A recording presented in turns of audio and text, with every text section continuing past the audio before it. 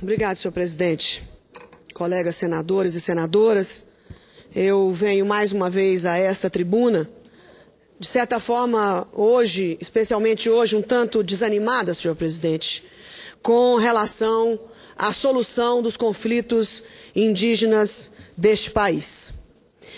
Nós assistimos, o ano passado,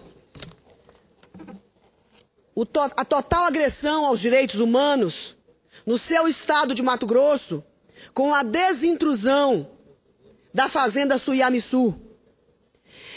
Agressão aos direitos humanos reconhecido por autoridade da Secretaria Nacional de Direitos Humanos na Câmara dos Deputados, que 6.000 brasileiros não índios foram jogados ao vento sem sequer lona para ficar debaixo. Nesta hora, não apareceu sequer uma ONG dos direitos humanos. Não apareceu um procurador da República. Não apareceu ninguém do CIMI para se solidarizar com pessoas pobres, humildes, que o único pecado era ser brasileiros não índios. Até hoje estão lá.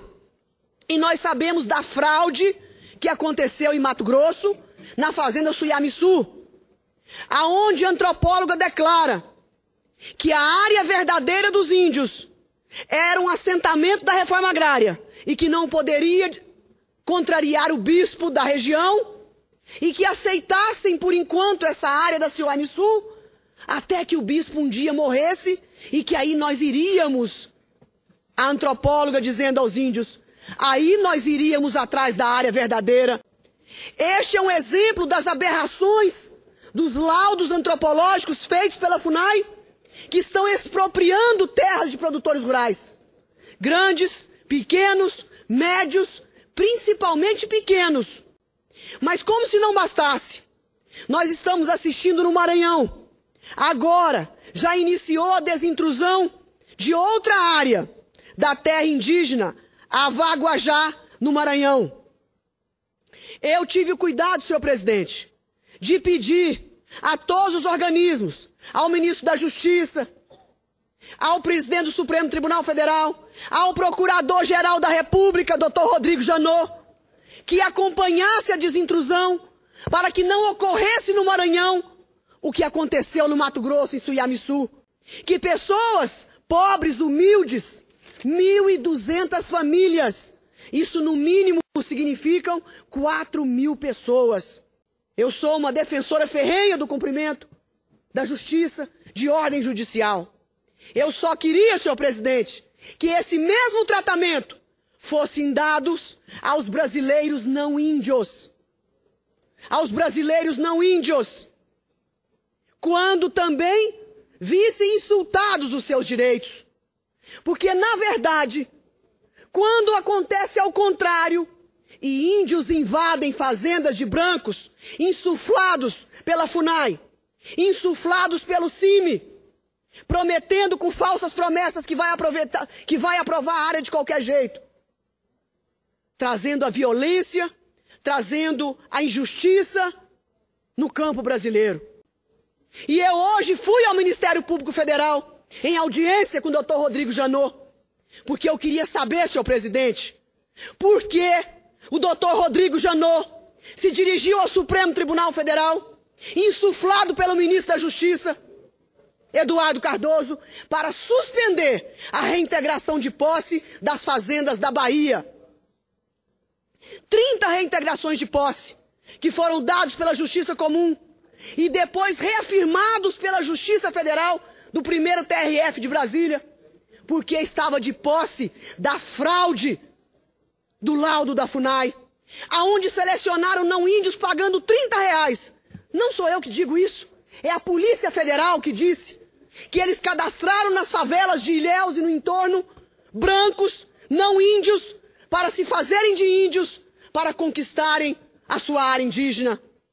Mas, felizmente, brasileiros de boa fé viram que aquilo não estava certo e foram até a FUNAI se descadastrarem. A nossa surpresa, 6 fazendas foram suspensas A pedido de quem? Do ministro da Justiça. A pedido de quem? De um tal cacique Babau, que é um baderneiro, que é um chefe de quadrilha, que organizou toda esse falso laudo, cadastrando pessoas em Ilhéus, em Una, em Buerarema, na Bahia, no sul da Bahia, e trazendo desespero entre os pequenos produtores que lá se encontram.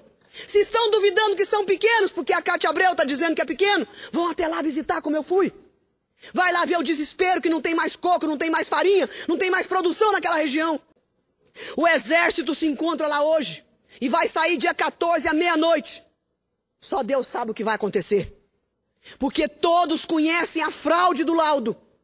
Agora, esta insistência, essa atitude do ministro da Justiça, acatado pelo Procurador-Geral da República, acatado pelo Presidente do Supremo, sem conhecer a realidade dos fatos, porque o senhor ministro da Justiça disse que lá ia haver sangue e morte.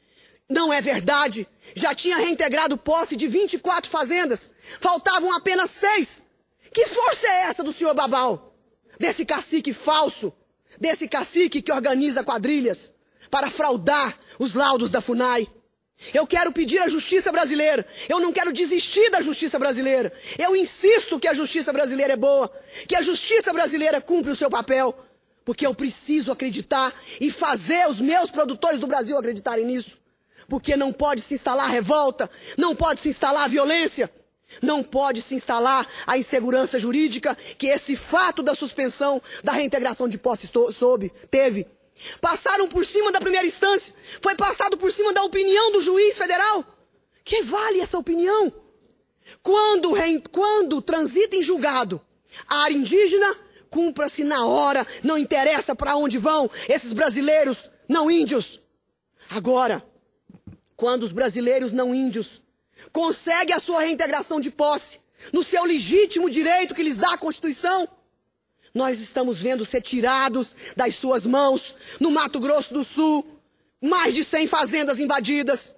Também no Rio Grande do Sul, litígios de mais de 10 mil hectares de áreas. Em Santa Catarina, terras centenárias na produção de grãos. No próprio estado do Paraná, no oeste do Paraná, onde nós conhecemos a fertilidade e a produtividade daquelas terras. No meu estado do Tocantins, na cidade de Araguaçu, de Formoso do Araguaia, onde nunca tivemos problemas indígenas, estamos vendo instalar conflitos por toda parte. Em Minas Gerais, em áreas de quilombolas, em áreas de assentamentos, nós estamos tendo conflitos e insegurança jurídica. E nós não podemos separar direitos, porque a única coisa que nos une a todos, pobres, ricos, índios, negros, brancos, é a lei e a Constituição Federal. Saí desanimada hoje, senhor presidente. Saí muito triste e desanimada da Procuradoria-Geral da República. Tentaram um acordo no sul do Rio Grande do Sul. Querem forçar os produtores a fazerem acordos quando as suas terras são próprias e são deles. Quando eles têm documentos centenários de suas áreas e não querem questionar os laudos da FUNAI, que todos nós conhecemos, que são eivados de ideologia, de preconceito contra os produtores rurais e de uma proteção exorbitante e excessiva, que extrapola a Constituição e as leis. Até quando e aonde nós vamos chegar? Porque enquanto o Supremo Tribunal Federal não julgou o caso de Raposa Serra do Sol, nós tivemos argumentos aos nossos produtores. Se acalmem, que o Supremo Tribunal vai votar Raposa Serra do Sol e que vai valer para todos do Brasil. E que nós teremos um marco regulatório definido. E que nós teremos paz para trabalhar e para contestar na justiça se é terra indígena ou não.